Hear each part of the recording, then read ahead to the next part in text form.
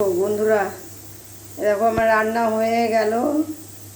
তারা আছে, একটু তাড়াতাড়ি করছি, ওই জন্য এরকম কলাইয়ের ডাল করলাম, আর এই দেখো পনিরের তরকারি করলাম, আর হচ্ছে দেখো আলু আর কচু দিয়ে দম করলাম। আর এই দেখো তোমার প্রেশারে না হচ্ছে, তোমার ওল সেদ্ধ হচ্ছে। হ্যাঁ, ওল সেদ্ধটা দেখো নুন লেবু নিয়ে নিয়েছি আর লঙ্কা, এটা দিয়ে মাখবো, তেল দেবো কাঁচা দিয়ে, তারপরে করবো, আমি চলে যাবো।